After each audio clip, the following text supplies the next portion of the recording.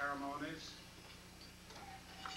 to Reverend Ritchie and his wife and family, to the Honorable Mayor of Montclair, to Mrs. Price and other guests of distinction who are with us tonight, and especially to those who have come some distance, the mother of Pastor Ritchie and the mother of his wife, and other friends who have journeyed here tonight for this 100th anniversary celebration. Let me tell you how grateful and how happy I am to be a part of this beautiful occasion.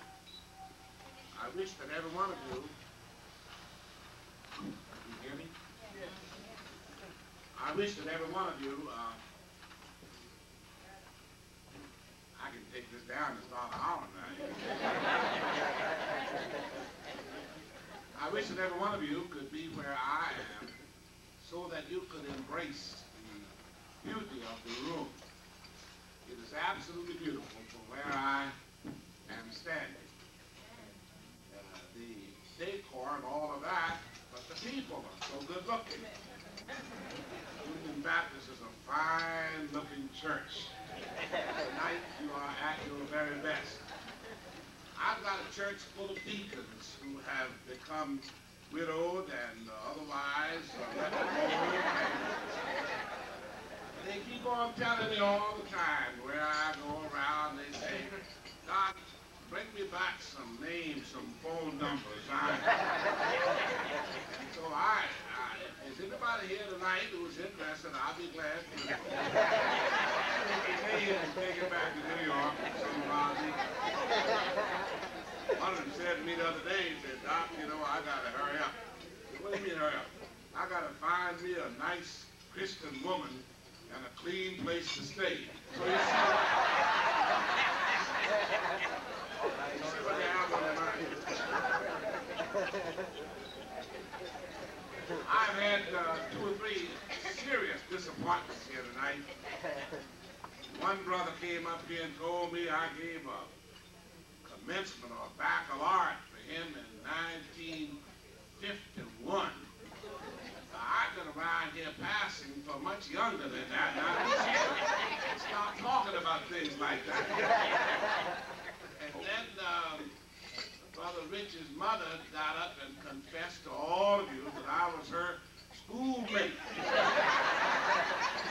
And then in the introduction, somebody called off all those numbers, 1940, and made me sound like Abraham.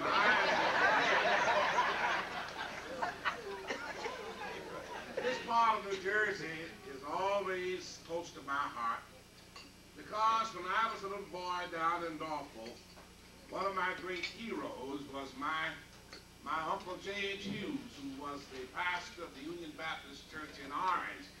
And I was just talking to Reverend Freeman tonight about it. What a great hero he was in our family, and what a fine role model he was for us who were coming on, and how important he made the work of the ministry appear to me. And so when I come to this part of the country of New Jersey, I'm always thinking about that.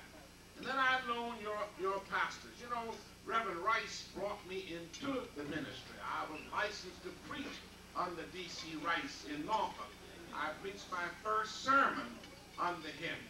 And incidentally, I was visiting him not very long ago, and he seemed to be in very good spirits. And I told him I would be here, and he just beamed to know that I was coming to the Union Baptist Church. And I taught Kenneth Smith down at Virginia Union, and Bill Gray and I have been friends for all of these years, and his father as well. And then I've come to know and to hold in high regard your present pastor. And I'm going to wish for the church on this 100th birthday celebration all of the richest blessings of God and a fine and happy tenure with your wonderful pastor and his wife and family. But I also was greatly relieved to find out that this little cart here was made up of fruit juices. And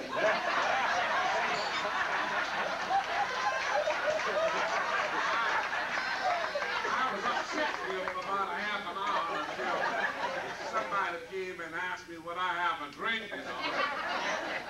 And I got to sweating, my hands got wet, and I was perspiration. I said, you mean the Union Baptist Church, Dr. Love's church up here at the Manor, serving booze, you know. And Yankees, so finally they told me it was cranberry juice and peach nectar and all such delights as that. I was greatly relieved. I just did not want to believe that Baptists in New Jersey drank liquor. That was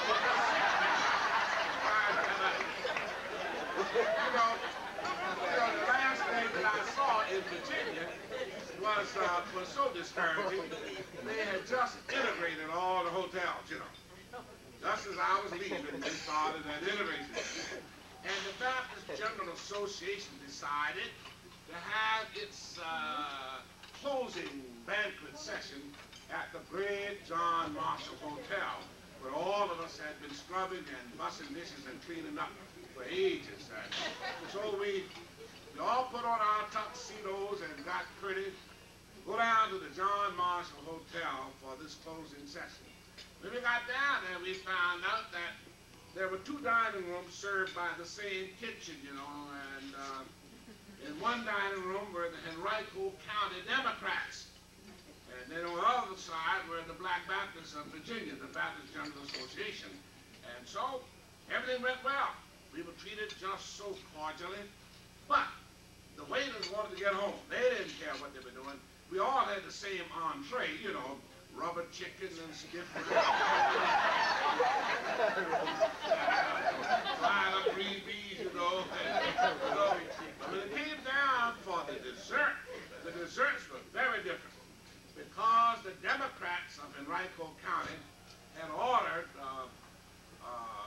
melon balls soaked in North Wilkesboro, North Carolina corn biscuit. And they had bought a barrel of pure corn biscuit. And it had been brought in there in the trunk of a car and hidden in the back of the diner. Had a guard standing there to keep people from dipping it out. And these melon balls just soaked for 2 or 3 days, bouncing up and down. And that barrel of white lightning from North Wilkesboro, North Carolina, right outside of Winston-Salem. You know what I'm talking about. It was the corn biscuit headquarters during the days of the Prohibition. Well, the waiters knew that the Baptists had ordered chocolate ice cream parfaits with whipped cream and a cherry on top. And the Democrats had ordered melon balls soaked in corn biscuit from North Wilkesboro. And the waiters, they didn't pay the mind. They went slushing around there, throwing desserts all over. But the head waiter had a house full of children. Big mortgage, car payments, been there 25 years. No pension plan. Had to stay there till he died. He smelled a tray going past him with these melon balls. Headed for the room where the Baptists were. Couldn't believe it. Then here came another tray, headed right toward the Baptists. Then he saw some trays going to the Democrats with the chocolate ice cream, whipped cream and the cherry on top. He said, oh my goodness, there goes my job. He said he would have a little whistle in his pocket.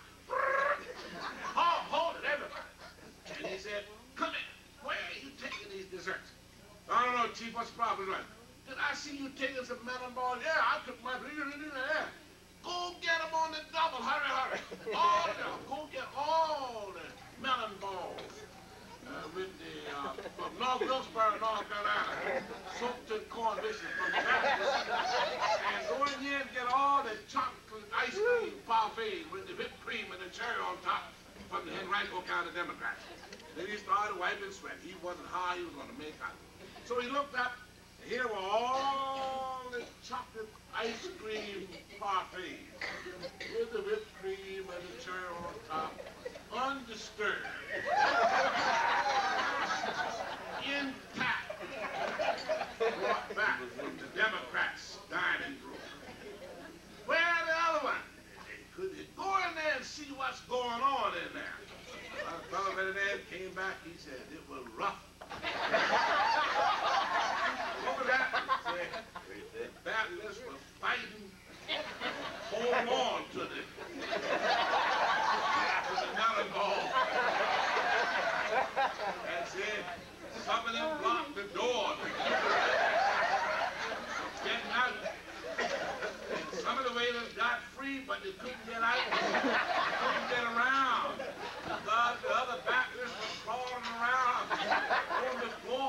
up the seas. So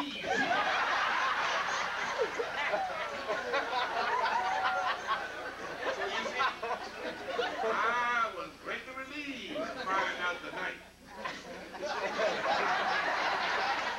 this was cherry juice.